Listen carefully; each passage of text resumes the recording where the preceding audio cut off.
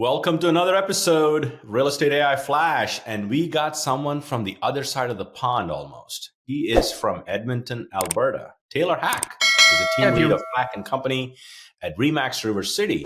And he is the most reviewed real estate team. That's interesting on rankmyagent.com. Not surprising at all if you know to get to know Taylor. He's a passionate entrepreneur and is considered notable within the real estate industry for his creative business solutions and strategy.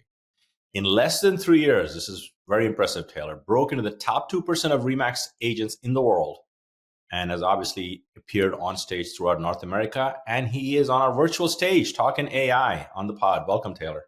Oh, thanks so much for having me. And if you're saying from the other side of the pond and you're referring to Edmonton, well, the pond is frozen. We're about the furthest point north in North America where you can find 1 million people in one place. There it is. Yeah, I've never been to Alberta, but I've been to Canada. So it's one of my goals to come to Alberta. But I'd love for the listening audience, before we dig into AI and stuff, I gave you a very little intro there, quick intro, if you mind. So if you could give us your backstory, how did you get into real estate and bring us to today? Really, it kind of felt like a natural progression overall. I was very entrepreneurialistic, I guess is the nice way to say. As a kid, I was a handful, right? I was always kind of running a hustle in some form or another. A friend of mine, actually, we were running a very rudimentary skip the dishes back when you had to put a map on your lap and cell phones were new, right? We were delivering for restaurants that didn't offer delivery. And so there's a lot of attempts like that, even coming out of what was an education, I guess, because I was a high school dropout. I just the system really didn't have a place for me. Now, later, I challenged my GED. I was able to do the things that allowed me to eventually get into real estate, but it wasn't the conventional way. However, my real estate career kind of was conventional. My first sales gig was selling appliances. And the things that I got from that were really key to what I do now. I was talking to families. They were negotiating with me directly. I would see something that is actually pretty hard to see. And that's that most people are not doing a good job of communication within their own relationship under stress. So picking that up at 17 years old was something that I took with me to my next adventure, which was selling cars. I was too young to sell cars.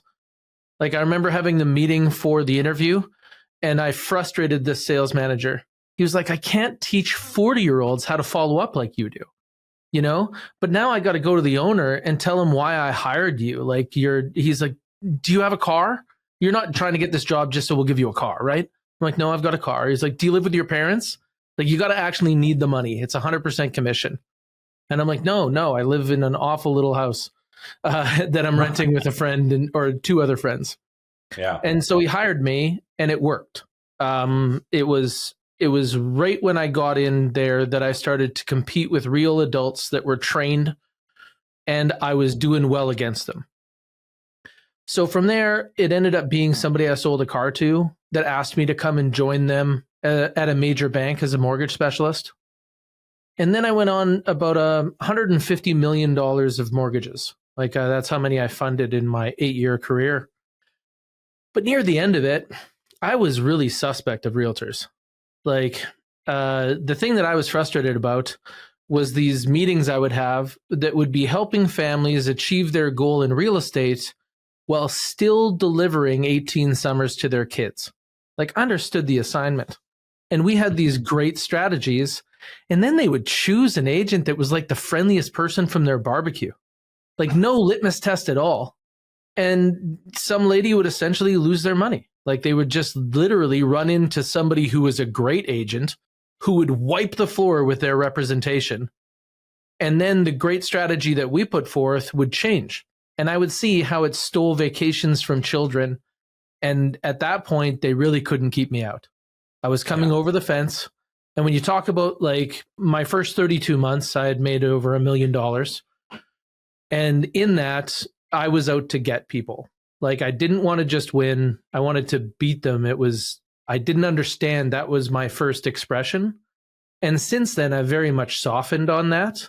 But man, in the beginning, I was a monster. I was out to help families, and I had not a lot of empathy for other agents.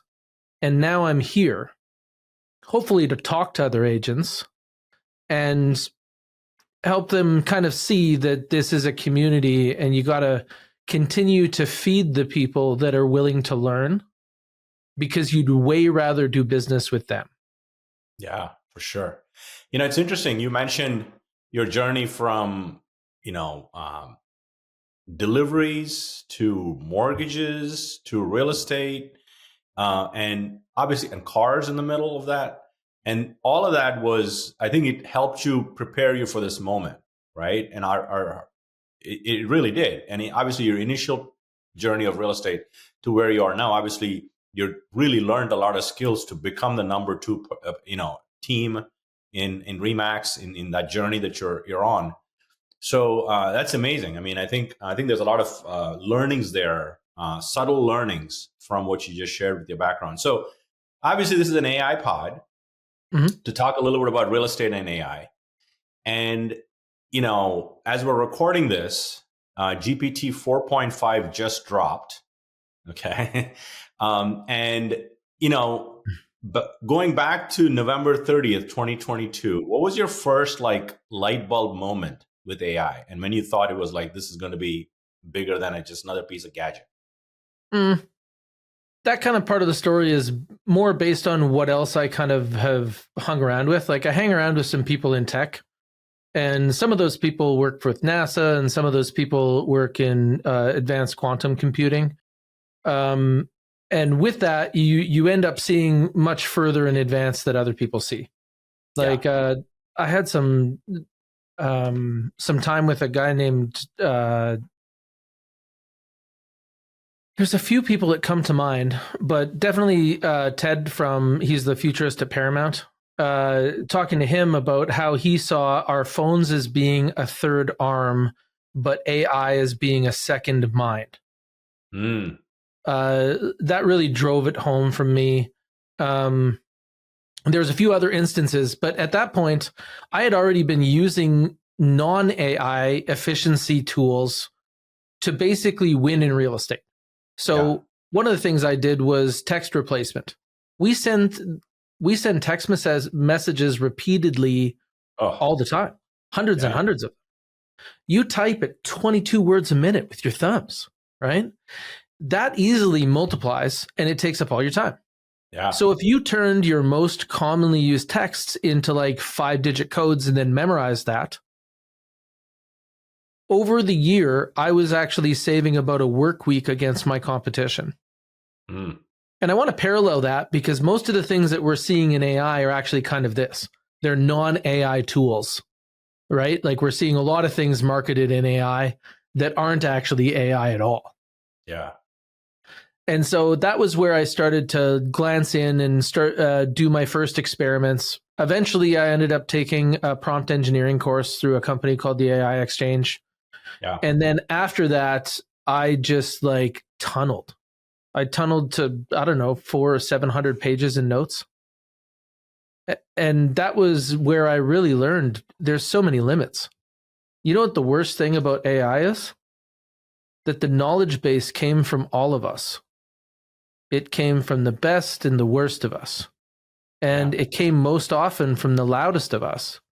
Like, this library, even if it had the best librarian, kind of an odd library.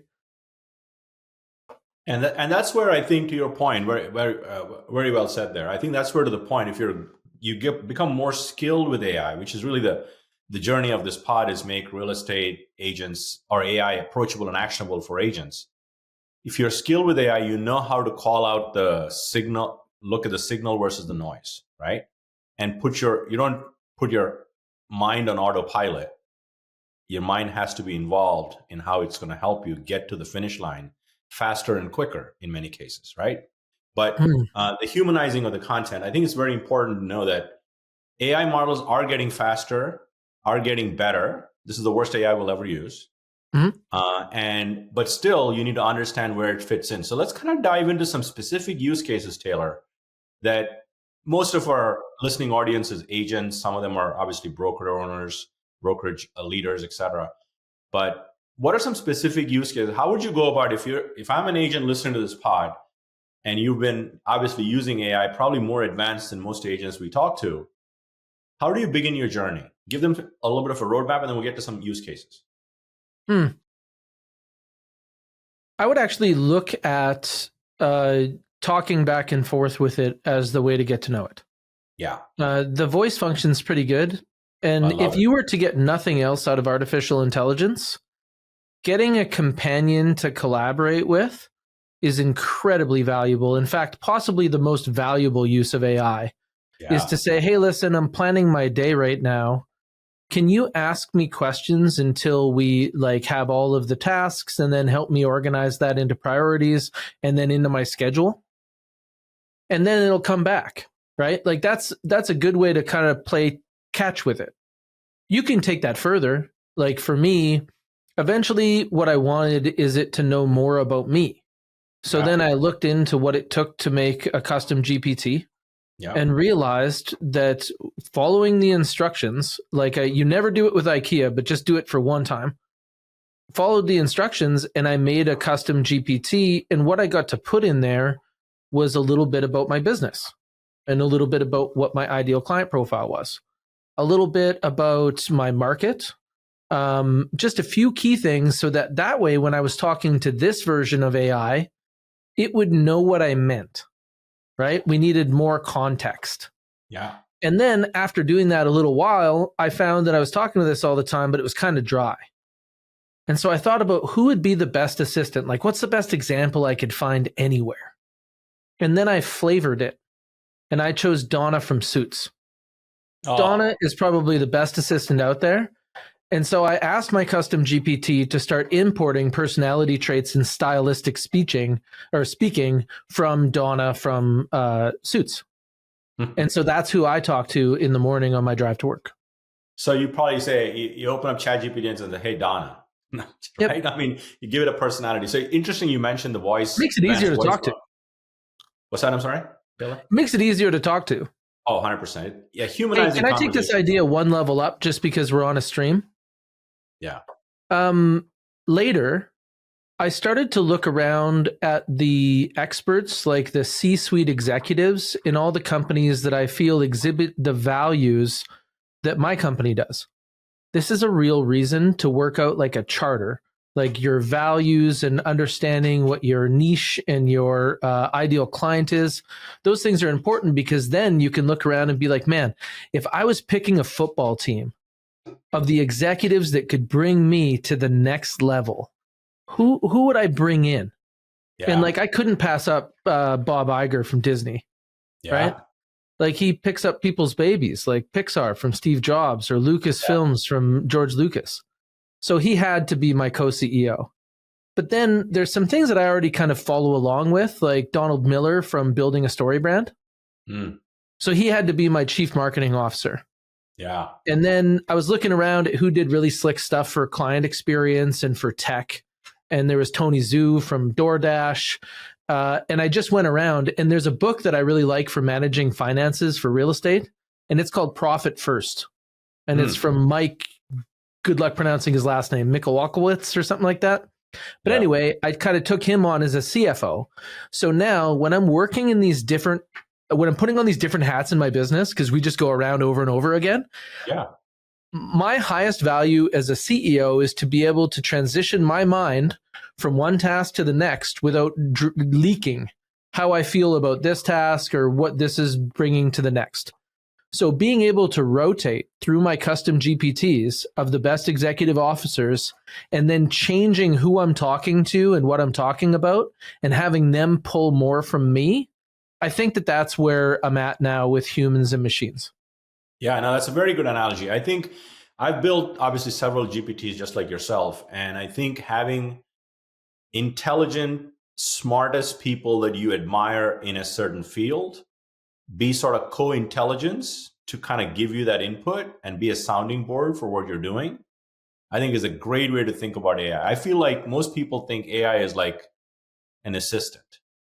I think you're shortchanging the role of AI if you don't think of it as a thought partner and a strategist. Thought partner is good, and then assistant is where you want to do more testing. Like what I found once I started to kind of dig into prompt engineering was that my results wouldn't be consistent against all of the things that I would feed in, because most of the time people are feeding their inputs almost like they're just feeding it into like a shredder. Like they're just dumping information and being like, do magic is the prompt. But what I found is if you do that and you're looking for consistent outcomes, like let's say that you want to develop a prompt to review condo documents and to tie parallels from the reserve fund study or engineering report to the reserve fund plan, budget and financials, and through the unit numbers. This is really achievable now. But because the input is so varied, like some condo docs or some condo companies are professionally run, some are like by the owners group, the way that you would be feeding different things in there would almost be like trying to fill a vehicle with unleaded and then going to try to fill it with diesel and then trying to plug it in Tesla style. Like you're not going to get the results you want. Yeah, for sure. And I think to your point, though, I think if you give it examples, if you see this in the data, do this, and give as much granularity and detail. And I've done this with a few custom GPTs based on for research. Like if you can find, so I have, interestingly enough, Taylor, I built a podcast prep GPT. Cool. So all it does is I just give it, I'm interviewing Taylor Hack. He's my next guest. And if I have a website for you, I throw it in there. If I have a LinkedIn profile, I throw it in there. And it goes and does my research and gives me a nice little intro, 5-6 lines, because it's trained to do one task, which is bio, podcast intro, some key questions I can ask you based on real estate AI and your background that meld that. And then it also gives me some titles I could potentially consider for my podcast. That's the role of my GPT, right? That's so great. I think to your point, though, I think it's important. And I've been talking a lot about doing a little bit of a time audit for people. Like if you do a time audit in a week, things you do that take a lot of your time, and also layer in energy. Does it drain your energy to do this stuff, or do you enjoy doing it as much? Like, does it energize you? So put all that stuff into the GPT, and it'll actually tell you should tackle this first, and AI can possibly help you with this. So I think kind of finding tasks like that would be helpful for agents.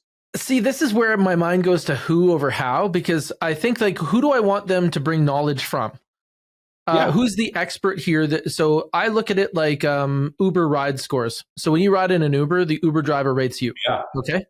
Now, when I'm trying to solve the thing that you're trying to solve right now, which is where am I spending my time? I think it's such a valuable problem to solve. If you show me where you spend your money and where you spend your time, I will tell you who you are. Yeah. Now, the person that I feel like I would want the best input from is Daniel Pink, the author of When. He really talks in circadian rhythm and like giving your hardest tasks to the toughest version of you. Like I know from reading that book and from measuring and managing, like you're talking about, that if I really want to feed it to the Taylor wood chipper, like if it's something that I'm worried about grinding through, the 10 a.m. Taylor is the toughest one to deal with, right? So that's where I want to position these like higher value tasks that take more out of me. Yeah, definitely. So that would be something that I know that it's kind of a left-handed approach, and that's, I guess, what I'm known for, is to say now, who can we flavor this with? Who's the best contributor to the knowledge base that's going to give us the highest Uber ride score? Like when you were saying your podcast prep tool, I'm like, what if we flavored that with D-Rock, the guy who worked with Gary Vee, right? Yeah. Would he then be giving you more valuable things, or possibly you would talk to him before the podcast and be like, okay, what do I need to know about Taylor that I should hit in the first 3 minutes of the podcast? For sure. And I think that's where I was going next is once you do the time audit, then you align yourself with, based on the type of tasks you're doing. Let's say one of them is podcast prep. The person you want to bring into that intelligence on that GPT is the person you admire and respect, who kills it with podcasts, right? As an example, to your point of Daniel Pink or all these roles we've talked about. So I think people we admire are everywhere. We read books and we know who those people are, listen, kind of building brands, etc. But if you don't know what the problem you're trying to solve, you're just going to kind of get a little bit out of AI. You're not going to get deep into AI in terms of solving things in terms of productivity. Anything else you want to add to that, Taylor? My mind's going, my mind's made up of magnets, and where I'm stuck right now is, you know how there's that app that is Cameo where you can get like a custom message? Could we get a custom GPT of all these experts? Can we get a library of like Gary V's productivity GPT so I can just talk to Gary? Can it actually have his voice? This is what I want from the internet right now. Like if I can order some stuff, if you can make custom GPTs and program them deep enough that it would almost be like a consultation with the actual person, man, that would be sick. It would be sick. And I think we'll probably get so close that we'll be ready for a tush push. Mm-hmm. Again, I had to say that just because I'm an Eagles fan and they recently won the Super Bowl. But I do think, to your point, though, I think the more data you feed about Gary Vee, let's just take Gary Vee for an example, about all his he's got stuff all over the internet with his voice, mm-hmm. right? In terms of the intelligence, I think you need to curate that a little bit. But if you give it all that intel, I think you can get real close to Gary Vee's GPT, right? You can build one on your own. Gary's a good example, though, because he is a curator. Yeah. Like he's the first one to admit that none of the ideas are original. But it's a collection. It's a playlist you want. Yeah. And the DJ is like a really powerful position. But powerful positions is also where my mind goes when I zoom out. So when we think about like the powerful positions of the past, I believe in my grandparents' generation, it was the problem solver. Yeah. That was a very valuable position, right? But then when I look at my parents' generation and leading into my generation, man, the problem spotter with an X factor was wickedly valuable. Like, think about there was a few people that were standing around realizing that there's never been two people like us that had a conversation about what a great cab ride they just had. Mm-hmm. As soon as they saw a problem that you could solve now with tech that couldn't be solved before, and what the magic thing there was location services on mobile phones. Yeah. They created a solution that no one else could see, and it was incredibly valuable. So that problem spotting in a world where you can crowdsource the solution to anything is like a key position. But now, when I think about casting forward to my children, I play this game with my daughter, Margot. And I ask her when she comes into the garage when we park, if she can make it all the way to the door without the light sensor catching her. Okay?